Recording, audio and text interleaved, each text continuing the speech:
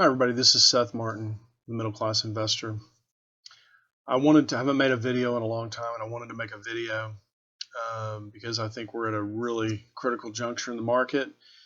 And some of my friends out there do depend on these videos, so I wanted to go ahead and make a video and send you a link. Obviously, investing and trading, there's a risk of loss, and you have to make your own decisions about entering positions and entering the market, exiting the market, things like that. Kind of a disclaimer, but I think we're at such a critical stage of the market that I just had to get on here and make a quick video. So, and there's a couple things kind of anecdotally that I want to point out too about the market and the internals and just the mania that you may not know about in the market, but it exists underlying. And so I want to point some of that out. So what we have is a chart of the SPX, which is the S&P 500, and the importance of this chart is we start all the way back here at the 2009 low, and what I've got drawn here in red is what's referred to as an Elliott wave pattern. Okay, this is the classic Elliott wave pattern: 1, 2, 3, 4, 5. For those of you who don't know anything about that, you can go online and read all about it. You'll read good things and you'll read bad things.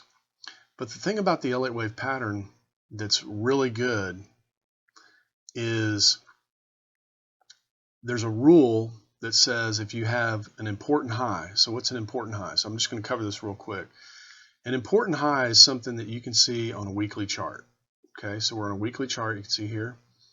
So this high right here, this high of 33.93.52 is what is known as an important high. Okay, so once you have an important high in the market on, let's say, a weekly chart, and you have a move down or up, I mean, the opposite of this could be true too if you're looking for a low risk entry of a bottom. Like if you want to see the market bottoming, the same principle applies. You just flip the chart over. Okay, so here's our important high, and we've had a move down. Now, this isn't just any old move down. This was 38% in 30 days. That's not insignificant. It's not like this move or this move or these moves. This is altogether different, and we call this degree of trend. So this degree of trend down is much larger than this degree of trend or this degree of trend or this degree of trend. So degree of trend is something that's important in Elliott wave, and the reason it is because the Elliott wave principle says that the market is a fractal. So in other words, the patterns of the market repeat over and over, just at larger and smaller degrees of trend. So if you zoom in here, you'll see a pattern that looks like this larger pattern, and same thing. If you zoom out, you'll see patterns at a higher degree of scale than you do at smaller degrees of scale. So I don't want to get too much into Elliott wave because it's such a controversial subject. Some people like it, some people hate it, some people believe it, some people don't believe it.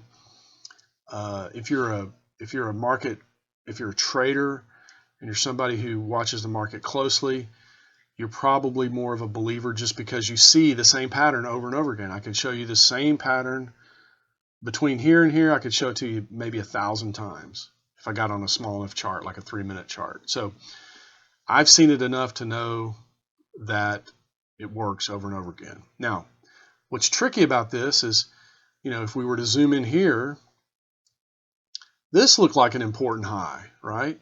So sometimes, and it was an important high. We did sell off from there, and that was significant. But the degree of trend is an important concept when you're looking at important highs and lows in the market. So I just want to point out that this is an important high.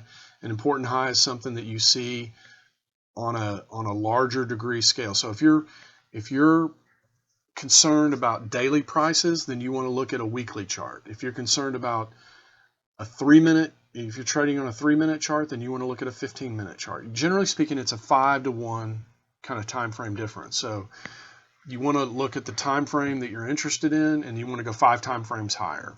Okay. So just to recap real quick, we have an important high. We have a move down off the high, and then I'm going to zoom in and I'm going to talk about what happens next. What happens next is we have what's referred to as a corrective retracement of the initial move down. Now, how do we know it's corrective? That's a good question. Can you see how this is what we call impulsive? So this is when the market is just gapping and moving very fast. We call that an impulsive move in the market. So the idea is you want to be able to identify an impulsive move in the trend, and there's ways of doing that. I'm not going to cover that here. And then you want to look for a corrective move against that trend movement. So the theory is that the market is topped. We've got a potential trend change, and we've got a correction back up. Now, this is a very, very deep correction. Normally, you would see a correction of what we call the 62% retracement. So if I did a Fibonacci is just a tool that we use in investing, and I went from high to low, you can see that we're well above. Here's the 62% right here, this 2938. We're well above that, and normally, we would discount this and we'd say, well, we're probably going to make new high, and we could make a new high. Let me just stipulate now that we could make a new high. This is not an exact science. Investing and trading, more importantly, is about probabilities, and we've talked about this before. If we're here, is it more probable that we're going to go to new all-time highs and go up 20% from here, or is it more probable that we're going to go down from here? So that's how the way you have to look at the market. You don't look at the market like, I think it's going to do X. You look at it like, well, given where we are, the probability is that it moves in this direction or this direction, depending on what your stance is. So getting back to our explanation, this is normally the 62% retracement, but we have a very deep retracement of what's known as wave 2. So this would be wave 1, this would be wave 2. Now, if you want to know what this looks like after the fact, I'll show you. We'll go back to this chart. This is the same thing in the opposite direction. This is wave 1, this is wave 2. This is very typical. In the bullish direction, wave 2s aren't as deep as they are in the bearish direction. Now, why is that? That's because markets top, especially equity markets, top based on hope. Okay, so there's the underlying emotion going on here is hope. Okay, the underlying emotion here is momentum. I got to get in before I miss out. So you get shallow retracements typically on wave 2s to the upside, and very deep retracements of wave 2s when the market trend is to the downside. Hopefully that makes sense to everybody. So in other words, what we're expecting here is the same thing that happened here. You can see how long the wave 3 was. It started right here on October 10th, and it went all the way to January 15th of 2018. So quite a long ways. I don't know what the number of points is there, but let's just check. The number of points is what is that? 1,811 points on that wave 3. So why is that important? Why is it important to understand this model? Because this model shows you how the market behaves. Okay, most people don't have a framework for understanding the market. They talk about what they think, they talk about the economy, they talk about this, they talk about that. These are all post-rationalizations of what they're experiencing. These are not predictive. When an analyst says, I think the market, earnings per share is this, and the market expansion could be that, and next year I think we're going to go up 20% or whatever they say. these are rationalizations of what they think. They're not models for understanding the market. It's a very, very important distinction. So let's talk about where this market is likely to go, because as you know, the ones that some of you that have been listening for a long time, my mission when I originally got into this making these videos and posting them online, and I was doing it weekly and it was lasting forever, and it got monotonous, so I quit doing it. But my mission for this has always been to try to warn people I know about the damage that a setup like this can do to your 401k, your IRA, your investments in general. So that's my mission, and that's why I do this. That's why I started doing it. I took a break because I got very busy in another business, but this is why I do it, so I can forward these links to my friends, family members, and share it with them. What they do with it is up to them. Okay, I got some family members and friends that think this is hogwash, and that's fine. My experience is much different. Okay, so where's this market likely to go? So one of the things we can do is we can do what's another Fibonacci. Fibonacci is a very useful tool. I don't know why these particular ratios show up over and over and over again in life and in the markets, but they do. You can read about Fibonacci online. He was a very interesting person who lived in the 12th century, who came up with what's called the Fibonacci sequence. What's interesting about this sequence is it's made up of irrational numbers. So every number in the sequence except the first few are irrational numbers. And as the sequence goes on and on, you get closer and closer to these key numbers like 0.618, 0.38. It has to do with something called phi, which is the square root of 0.618. And there's a lot of interesting things. I'm not going to go into it here, but I challenge you to look into Fibonacci, look at some of the naturally occurring things in nature that are explained by the Fibonacci sequence, Fibonacci ratios. It's things like the distance between the joints in your fingers and the ratio between your overall height and then height from the floor to your belly button, and all kinds of interesting things like this. And it's really a mystery. It's a big mystery in the world as to why these ratios are important, but they happen to show up in the market too. So I'm just going to leave it at that. So what I'm going to do is I'm going to go from low to high. So I'm going to click on this low bar here, and I'm going to extend it all the way up. Now the high, we're not at this high yet, but I'm estimating that the high will be somewhere around 32.55. So I'm going to put it right on 32.55, and I'm going to click it. Now what I'm going to do is I'm going to shrink the chart, because the rule is if we break this low, okay, if we break this low, you can multiply this move by about 2.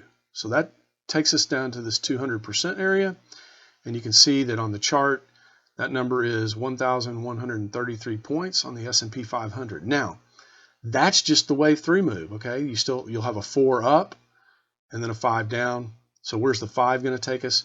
It's likely going to take us into this range here below the March 2009 low. Okay, so somewhere around here. See, I got P3 range. Now some people, look, I mean, let's just talk about this. Okay, there's some people, market can't do that. Why would the market do that? The economy's so good. Blah blah blah. Now this happens over and over and over again, and the talk is, now we got this pandemic going on in the background, but normally you really get into almost arguments with people about, well, the economy's doing so good. Why would the market do that? Why did it do this? I mean, yeah, it could be the coronavirus, but there's also a lot of debt, and there's some people focused on that. Some market participants are focused on that. So I'm gonna back up. I'm gonna erase this. I'm gonna back up and zoom out, and you can see down here, this is where this little support area is. It's where this yellow bar is. That's where we're talking about going to. Okay. If you're willing to get out of the market and step to the sidelines, you should not even think about getting in until we take out this March 2009 low. It has to go past this point. That's a whole nother discussion as to why it has to do that. You can read on that if you want with Elliott Wave. The rule is if you normally in an uptrend or even a downtrend, you return to the fourth wave low. We return to the fourth wave low, but if that low gets taken out, we retrace the entire upward move, which brings us down to this area below the March 9 low. Now you may be looking at that and going, I just don't know, Seth. I don't think that's likely to happen. It's your money. Do what you want with it. But my goal is to just warn you about what's probabilistically going to happen. Some people look at that and they say, well, what about stimulus? Golly, the government's pumping in a lot of stimulus. What about interest rates? Those are all good questions. And the market does what the market does. And once it starts doing this, there's nothing that the government's going to be able to do to stop it. There's nothing that the Fed's going to be able to do to stop it. It's going right down here. I can just tell you that. If it breaks this low, if it breaks this quote-unquote wave one low, it's going all the way down here. Okay, so let's look at interest rates real quick. My goal is to spend time on the S&P 500, but I think there's a pretty good case for interest rates having topped here, and we're in some sort of corrective move here that's starting to potentially roll over. And this is the bond market. So as the bond market goes down, interest rates go up, and basically same rule applies. I mean, we break down below this low, we're coming all the way down to here, and that is about a 4% or so on the 10-year Treasury, 3.5%, something like that. So that'll give you an idea where interest rates are going to go. I'm not going to go into oil. I'm not going to go into some of these other instruments because I wanted to put a lot of time into the S&P 500, which we've done here, and just sound the alarm. People always say, well, nobody rings a bell at the top. Well, I'm ringing the bell, and I'm ringing it pretty loud. And do something, don't do something. It's up to you. But this pattern's pretty ominous based on what I know about the market. And I tell you what, there's one thing I do want to talk about real quick before why do you need to, I'm not, maybe you don't want to sell right here. Maybe you don't want to say, Seth, I'm going to sell. I like what you're saying. I'm going to sell. Maybe what you need to do is just pick a spot, maybe below this low. If it sells off that much, if we go all the way back to 29.70, I'm out. Have a plan beforehand. I mean, if you don't believe what I'm saying, then don't sell right here. Go ahead and risk. I mean, there's still a probability, a non-zero probability that we go to new highs. I'm just looking at the evidence. I'm looking at is the market doesn't make a 38% move in 1 month without being a significant degree of trend. That is a significant. In fact, that is the fastest move in a 30-day period ever in the history of the market. So I think it's pretty safe to say that is a significant degree of potential trend change. Okay. But let's say you don't believe in any of this hocus pocus, this hooey gooey or whatever. Well, at least pick a spot. Say, you know what? I'm going to give it 5% from here, and if it goes below that, I'm out. Have a plan is what I'm saying. Don't get stuck in the psychology. The psychology of the market is a trap. Okay, it happens to everybody. The reason it happens to everybody is because we're all humans, and human beings react to fear and greed the same way. So let's just go through the psychology real quick, just so you can recognize it if it's happening to you. the market starts to sell off. It sells down 10%. Okay? Gosh darn it, I should have sold up there like Seth said. Okay? Let's say it's right here. And then lo and behold, we get a bounce. And you're back in the hope stage. Okay? You're right back into, oh gosh, I'm so glad I didn't sell. I hope it goes back up to where I was. Maybe it'll give me a chance to sell. And maybe it gets back there or almost there, and you don't sell. And then it rolls over and goes down 15%. Shoot, I should have sold. I should have done what Seth said, and it gave me another chance to get out, and I didn't take it. So now you're down here, and maybe you're down here even, and we get another bounce. Let's say it's a pretty good bounce, maybe 30% or so. And you're all excited again. You're thinking, man, I'm going to new highs. Seth was wrong. He's an idiot. Blah, blah, blah. Down 35%. Shoot, I should have sold. So see the psychology trap? See how you can get stuck in this down, I should have sold, back up, I'm glad I didn't, back down even further, I should have sold, back up, I'm glad I didn't, down even further, I should have sold. It's in every person that's listening to me. It's in your brain, okay? It's the way it works. Market is designed to fool the most people most of the time. That's the nature of it. That's the design of it. Now I'm going to show you a few quick things before I leave. And these things are significant. These are things that are happening underneath the market, things that are important to pay attention to, but most people don't. So there's something called the CBOE, Chicago Board of Option Exchange, equity put call ratio. So there's people that compile this kind of data, and what they do is they look at the number of put buyers versus the number of call buyers. And the market's usually not at 1, and it's usually not at 0.4. It's most of the time it's right in here, around 0.7, 0.75, 0.65, somewhere in there. But when you get to these extremes, you can see it here. When you get to these extremes in the market tends to flip, okay? So the market is like a boat. Think of it like a boat with a bunch of people on it. And if all the people in the boat go to one side of the boat, what happens to the boat? The boat flips over, okay? And that's what happens in the market. When there's too much money on one side of the trade, then the market turns, okay? Now, you can see this extreme here, and you can see the market rallied, okay? You can see these extremes over here, and you can see where the market sold off, right? This is an extreme, this is an extreme. Now we're here we are. We're at these extremes. Not only are we at an extreme, we're at a 20-year extreme. Okay? This is very, very significant. I can't stress how significant this is. We never see numbers this high, ever. For those of us that look at this information, it's never this high. Okay? So I want to point that out. If you're interested in the count, there's the count. I don't get too wrapped up in the count. I just look at the big picture.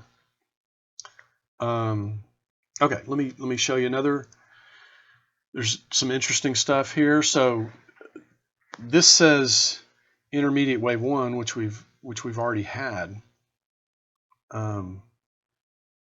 But when this says intermediate wave 3, you're going to see this number is going to be very low. These are Dow numbers. The reason they use the Dow is very sensitive to emotion in the market because of the cap weighting of the index and things like that. But you're going to see these numbers. You can see here they label these degrees of trend: grand supercycle, supercycle, cycle, primary, intermediate. Smaller degrees of trend are down here. The greater degrees of trend are here. This grand supercycle trend started in 1756 or something like that, before the country was even founded.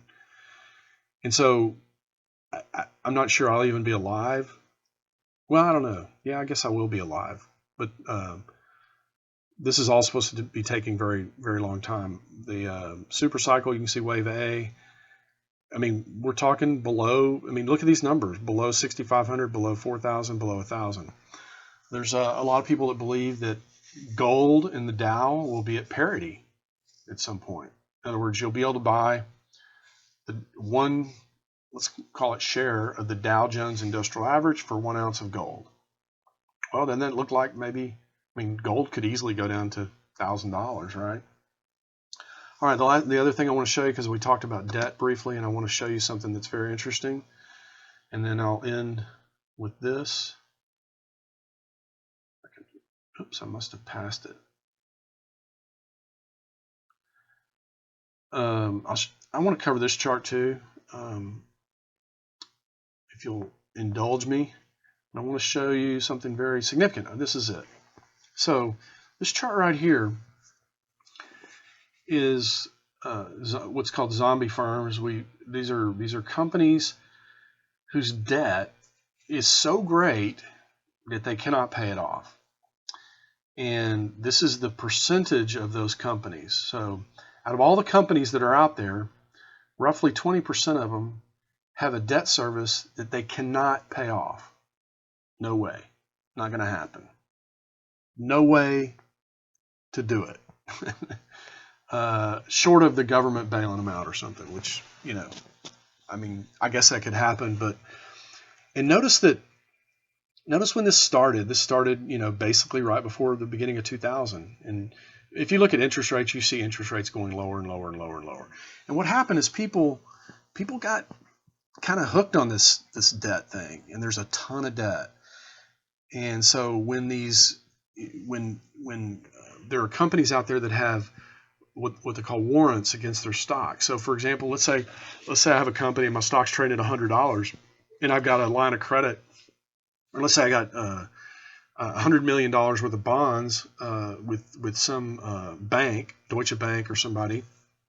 Well, in the contract, in the bond contract or in the loan contract, it'll say something like, if your stock goes below $20, we're liquidating you need to pay us everything you owe us.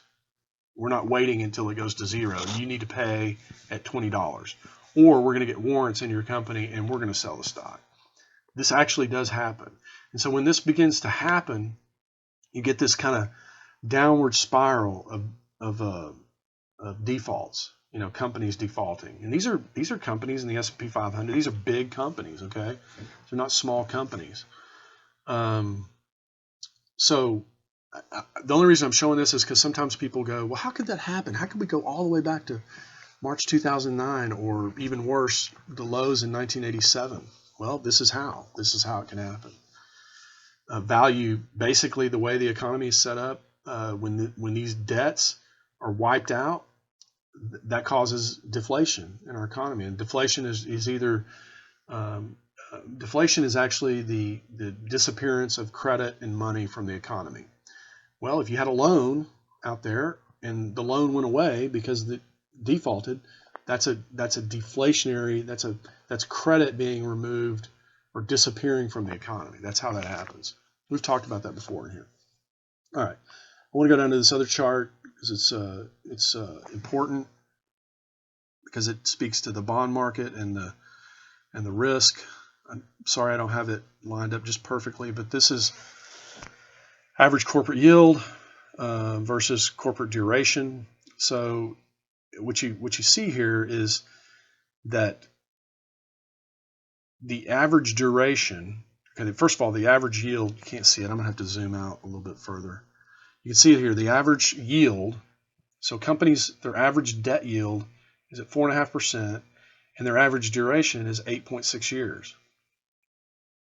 So, I'm sorry. The this is the red line is the duration. So it's at 8.6 years, and the yield is at below 2%, somewhere in there. And you can see what happens when these curves get way far apart. They tend to come back together, or when they get close together, they tend to spread apart. And you can see we're at very high extremes. So this is gonna lead to deflationary credit cycle as well. This is a very extreme amount. All right, so that's it for the middle class investor.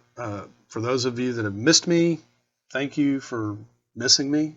I haven't been on here probably in 2 years. But like I said, this is such a critical time in the market. I wanted to go ahead and put out a video and then email the link to my friends and family and give everybody a chance to preserve capital. I mean, even if you're not going to try to short this market, you're way ahead of the game if you can stay out of a big fall like that. And when it comes time to go back in, I'll come on and we'll do another video. I'm assuming most people are only concerned with IRA and 401ks, and they're not trading those instruments in and out of the market. So there's not a need to be on here all the time, but just every so often. But this is a big area, and I would say that you have some time between Friday and Monday to start thinking about what's going to happen and what you're going to do when it happens. So think of it like a chess match. Somebody moves and then you make a move. Somebody moves, you make a move. So the market's very much like that. It's a decision-making process. So the market does something, you have to make a decision. The market does something else, you have to make a different decision. The reason this decision is so critical is the degree of trend is so large, and the potential losses is very significant. I would say more than from this level right here, more than 65%. So with that, I'll end. I want to thank everybody for taking the time to read this. Listen to this. Feel free, to forward this to whoever you like. And good luck to you all. And I hope you're able to preserve your capital and live to fight another day. Thanks a lot. Take care, everybody.